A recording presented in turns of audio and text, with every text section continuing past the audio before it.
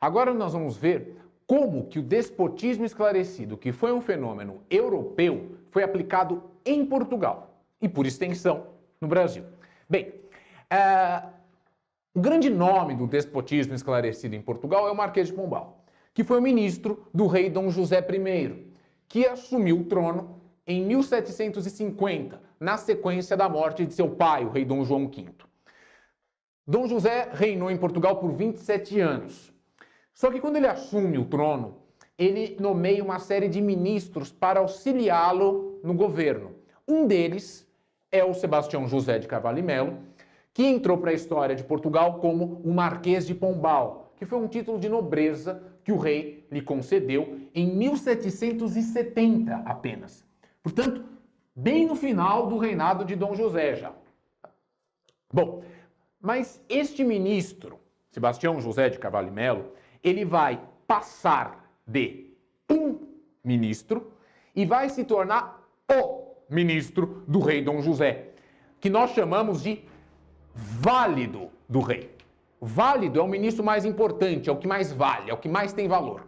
E qual que é o momento na história de Portugal que vai servir como um trampolim para a ascensão política de Sebastião José de Carvalho e Melo? Bem, no dia 1º de novembro de 1755, dia de Todos os Santos, por volta das 9 horas da manhã, em Lisboa, boa parte da população nas igrejas rezando, ocorre um terremoto violentíssimo na capital portuguesa. Esse terremoto, diante dos relatos que nós temos, acredita-se que o terremoto teria atingido algo em torno de 9 graus na escala Richter. A cidade é devastada com 3 tremores. Parte das igrejas rui, como havia muitas velas, começa a ter um incêndio na cidade. E mais, Lisboa está próxima do mar, é banhada pelo rio Tejo, que é o maior rio da Península Ibérica. Rio que deságua no mar justamente em Lisboa. Muita gente, diante de todo aquele terremoto, com os prédios ruindo, muita gente foi para a beira do rio. Só que o nível da água diminuiu. O que acontece é que estava ocorrendo um tsunami na capital portuguesa. Então, parte da cidade foi destruída pelo terremoto, a outra parte pelo incêndio e a outra parte pelo tsunami, que arrasou principalmente as áreas mais próximas do rio. E o que não foi atingido pela água foi destruído pelo fogo. Estima-se que cerca de 20 mil pessoas, pelo menos, teriam morrido nessa tragédia. A família real conseguiu sobreviver, mas era preciso reconstruir a capital. Como a cidade foi reconstruída? Em grande parte com dinheiro vindo do Brasil.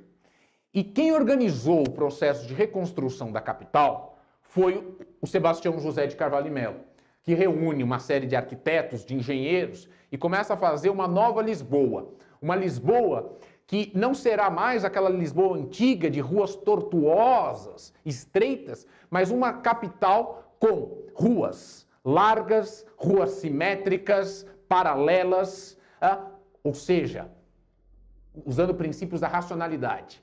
E mais, uma cidade que ela teria seus prédios mais ou menos com 4 andares, todos eles com a mesma altura, ou seja, uma coisa mais uniforme, e com uma estrutura antissísmica construída à base de madeira, a chamada gaiola pombalina. O centro de Lisboa ainda permanece praticamente o mesmo desde a reforma iniciada por Sebastião José de Carvalho e Melo. O fato é que, com o prestígio que foi adquirido após a reconstrução da cidade, Sebastião começa a ter o apoio, ele começa a entrar nas graças do rei e vai começando a adquirir poderes cada vez maiores. Entre as décadas de 1760 e 1770, o poder do Marquês cresceu demais.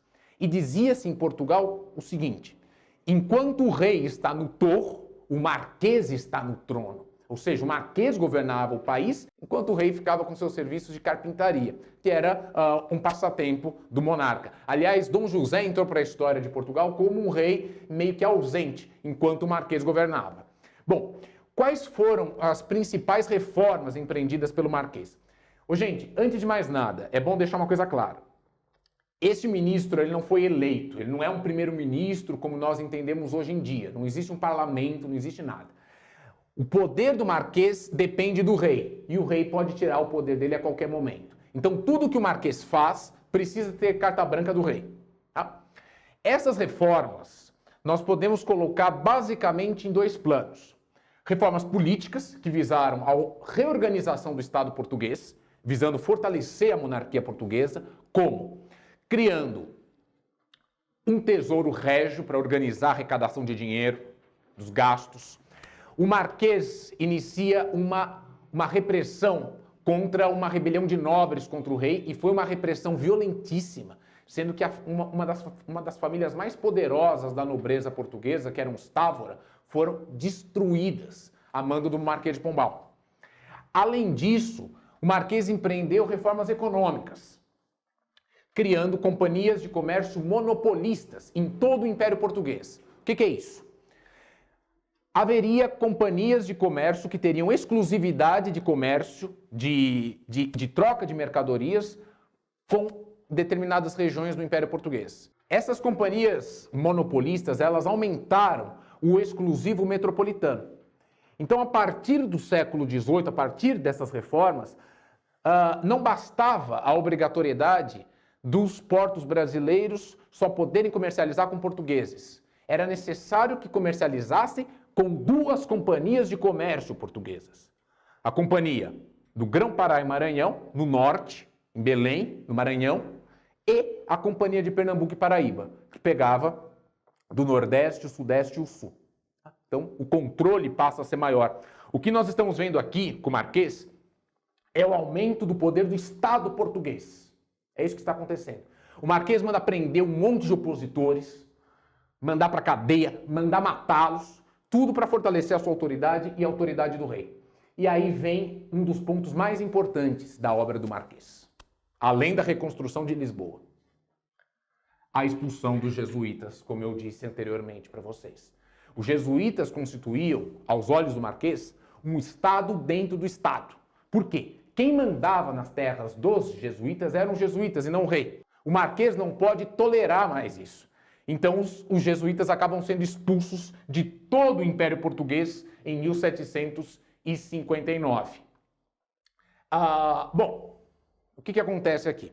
Como eu disse a vocês, o poder do Marquês emana do rei. Com a morte do rei Dom José I, em 1777, assume o trono sua filha, Dona Maria I, extremamente religiosa, e que ficaria conhecida na história portuguesa como Maria I a Louca. Eu vou falar disso mais para frente. Dona Maria detestava o Marquês, e quando ela assume o trono, ela demite o Marquês e o julga. Esse processo, que ficou conhecido como a viradeira, é um processo de revisão de algumas reformas pombalinas. Então, muita gente que foi presa pelo Marquês foi colocada em liberdade. E as companhias de comércio monopolistas que o Marquês instituiu foram abolidas. Só que os jesuítas continuaram banidos em Portugal. Beleza? Então, só mais um ponto, gente. Vamos começar a somar algumas coisas.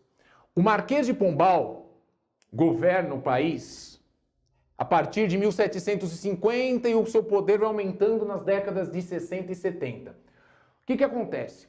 Eu falei para vocês que o auge da produção aurífera termina em 1756. Nos anos do Marquês havia ouro, só que a produção é cada vez menor.